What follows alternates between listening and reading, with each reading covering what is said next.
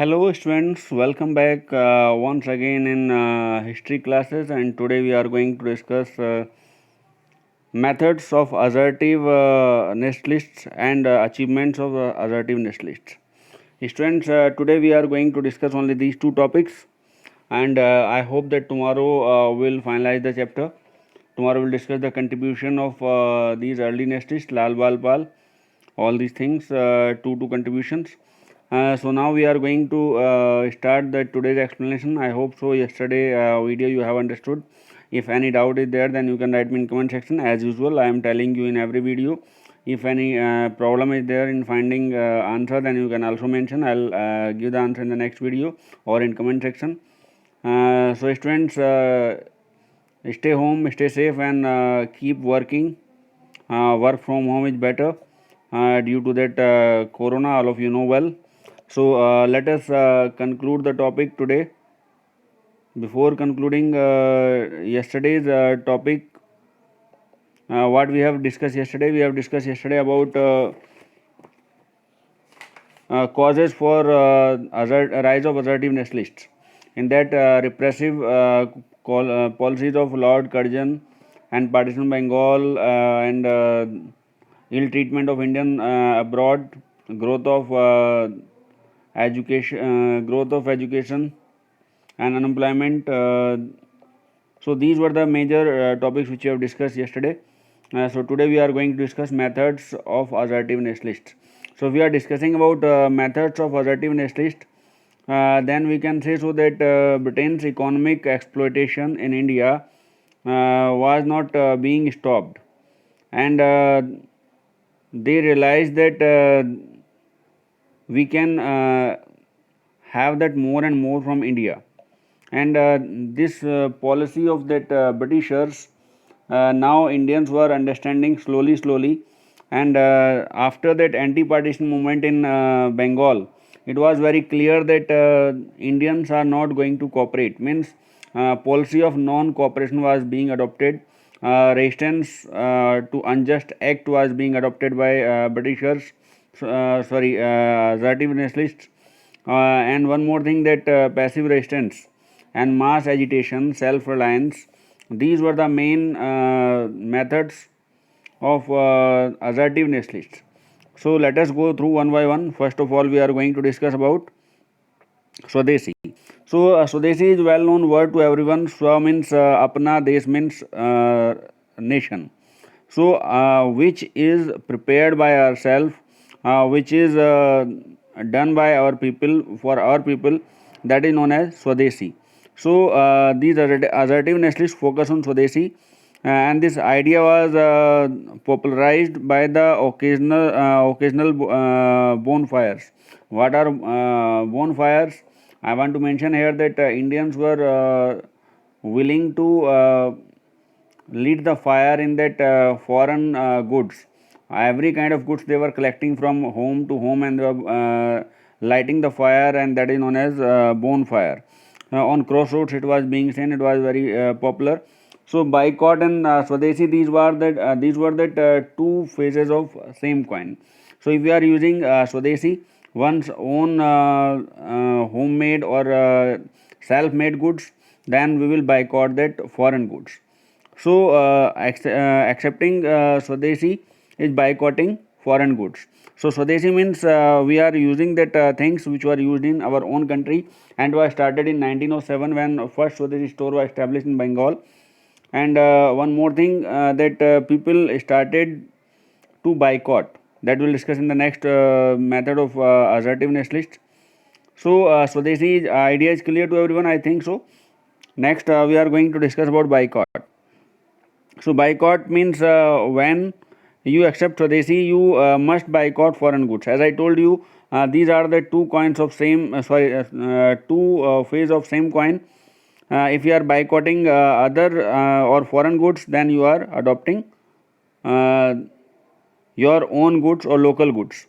So economic boycott of British goods or using Swadeshi was focused by assertive nationalists to encourage Indian industry and provide them enough memento so that they can uh, stand well in the economy, and they can contribute in the Indian economy, and they can work for Indians better. So it was said by Lala Lajpat Rai that we desire to turn our faces away from the government house and turn them to the hearts of people. And this is the spiritual significance of boycott movement. So we should not depend on government, and we should help that people who are in need. That is possible only by Swadeshi and boycott. If we are working for ourselves, if our industries will strong, then we can help the poor people, we can help the needy people, and it is possible only when we will boycott foreign goods or European goods. So I hope these both points are clear. Now we are moving to the third point, that is national education. So DAV colleges and national colleges, universities in Kolkata, Chennai, Punjab, DAV movement was very popular. And what is DAV? Dayanand Anglo Vedic schools were there, and these were based on Indian culture.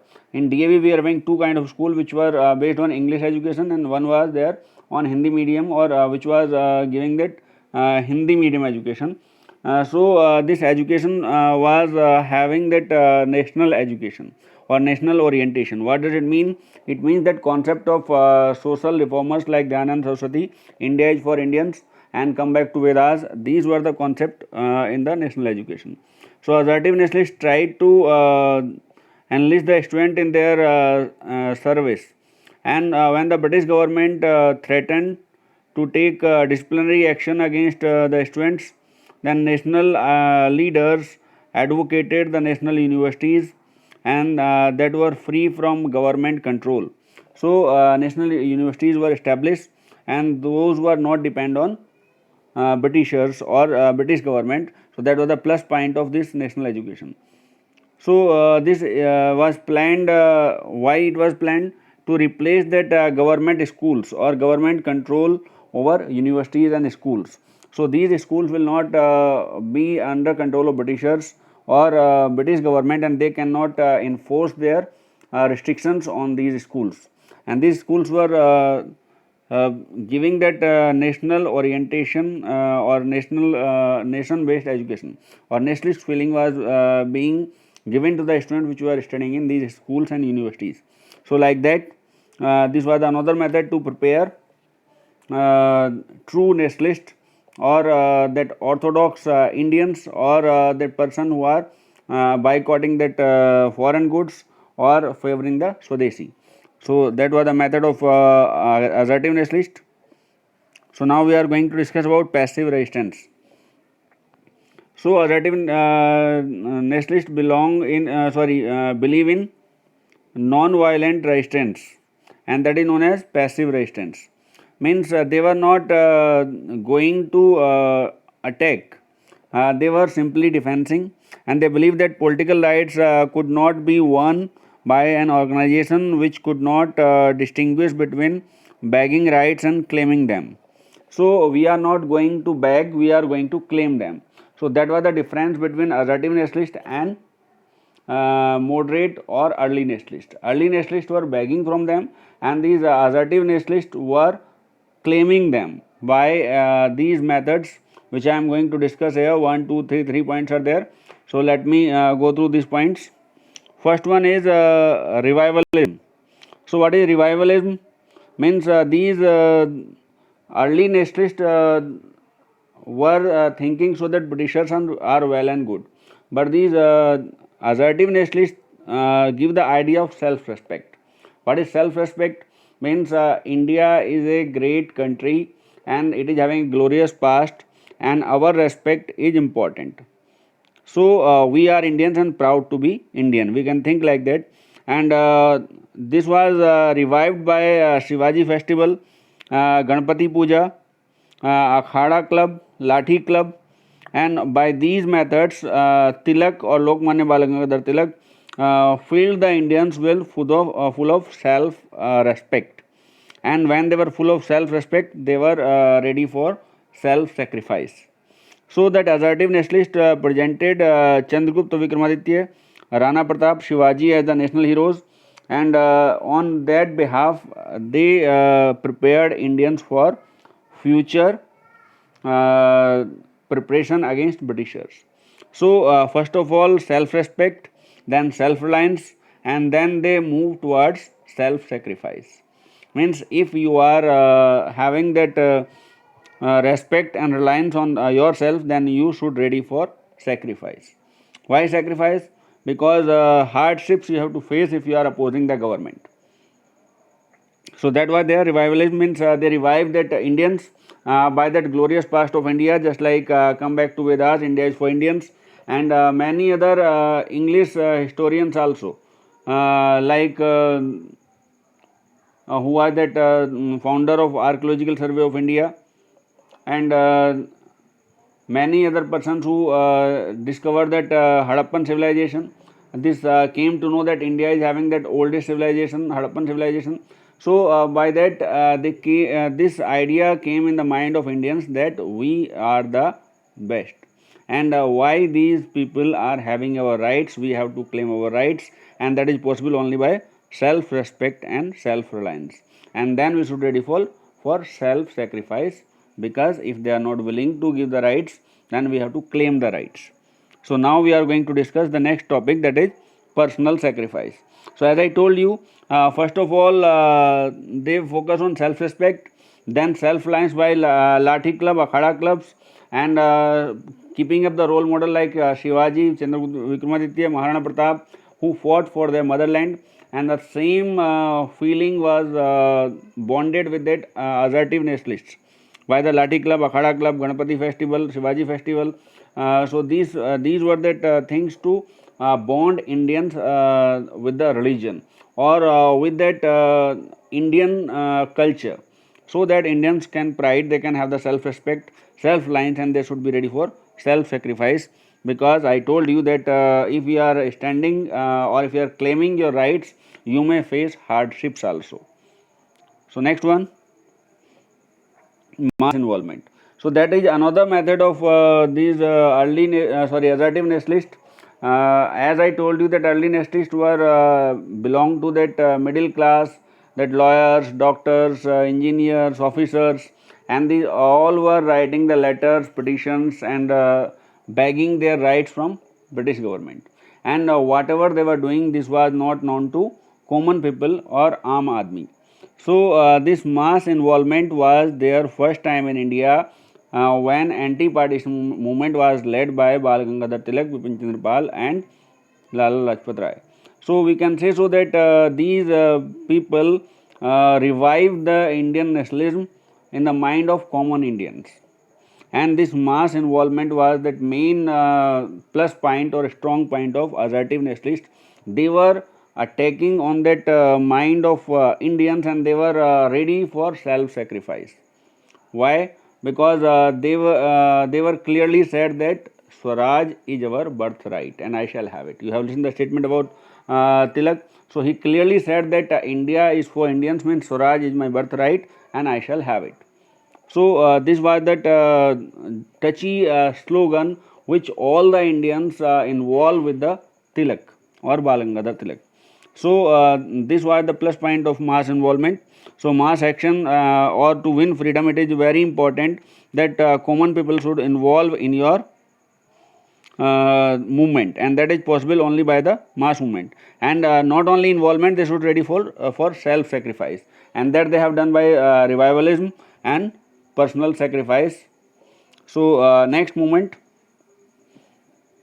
next one is there achievement of assertive nationalists. So as we are discussing about achievements, simply we can say that they told about self confidence, self reliance, and self sacrifice. So this was the major achievement by which that masses were involved in their movement. So they also gave new slogan that non-cooperation or passive resistance. What does it mean? It means that if we are not cooperating Britishers, then they cannot stay back here in India. And same concept was adopted by Mahatma Gandhi in non-cooperation movement, but due to Chauri Chaura incident, he has taken the movement back. So we'll discuss this thing in another chapter. Here we are going to discuss about one more topic, that they spoke, wrote and edited newspapers in vernacular languages. So regional languages were there very popular in India. So they used those languages and they criticized the British policies, and they aware Indians about Britishers, and they aware Indians to claim their rights. So that's why Indian involved in the movement of the assertive nationalist. So next one we are going to discuss that they used many newspapers and magazines like Tilak preached nationalism through the Maratha and Kesari. Lal Lajpat Rai also have that magazine Vande Matram. Bipin Chandra Pal was also a good journalist, and the Bengal Public Opinion he has issued. By that people were awareing about their rights, and they were coming in the national movement to claim their rights. So one more point we can discuss here, that they declared that what India needed was total freedom from foreign rule, not like the early nationalists that rule under the British control. They said Swaraj, not that rule under the British government. So one more thing they told, that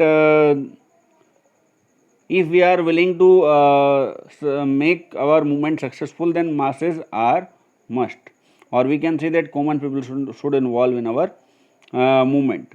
And one more thing, that they also made that self-reliance and Swadeshi very popular among the Indians. So Tata established first steel industry in Jamshedpur, Jamshedji Tata, that is in Jamshedpur, and chemical works also, Bengal chemical works were also set up. It was the achievement of these assertive nationalists. So one more thing I want to mention here, they also told Indians the hollowness of British Empire, and they also told that belief which were having, or which were done by early nationalists is useless.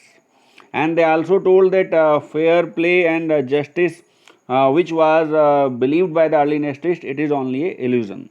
So they do the conversation with that common people, and masses involved in the movement of assertive nationalists. This was the major achievement. And one more thing, that they started the movement, anti-partition movement, and by their efforts only in 1911 that Bengal partition was annulled. So it was the achievement of assertive nationalists. So all these things we have discussed. So now we are moving the last point, which comes many times in exam, differentiate between early nationalist and assertive nationalist. If we are thinking so, or if we are going in that concept, all the points I have discussed, but as a question of 3 marks it may come in exam, so I am explaining one more time these points. So first point, early nationalists wanted to achieve self-government under the British rule, while assertive nationalists want Swaraj. Swaraj means, you know well, no interference of Britishers. They want to claim their rights, and they want to back their rights. Second one, that early nationalists believe that Britishers are having goodwill for Indians, and they are having the good framework for Indians. But assertives were not having that same approach. They were against that, but they think so that Indians can do better for India. And third one, that they held good positions under the British government. So I told you that early nationalists were that lawyers, doctors, officers, they were just in that British government, or part of the British government, they were having benefits from Britishers.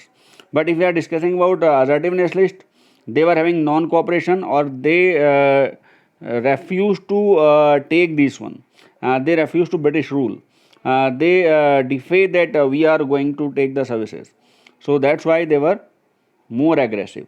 And next one, fourth point we can say, so that they have faith in the justice and fair play of Britishers, that day will come when we'll be like colonies of Britain, like Canada and Australia.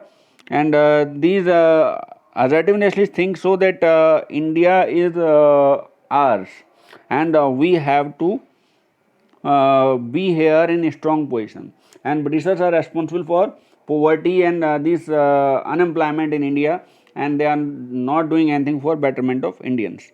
And next one, fifth point, they were having support of Britishers, early nationalists, but they drew the support from the masses. Means common people was were there with the assertive nationalists, and Britishers were there with the early nationalists. Assertive nationalists was with were with common people, and they were with Britishers. And last point, that they were inspired by the Western philosophers, and the role model of assertive nationalists were Indian leaders like Maharana Pratap, Shivaji, and Guru Gobind Singh and others. So this was the difference between early nationalist and assertive nationalist. I hope you understood. So now we are going to close today's class. Tomorrow we will have the remaining topic of this chapter, and we will finish the chapter number 4 also. So till then, have a nice day. Stay home, stay safe.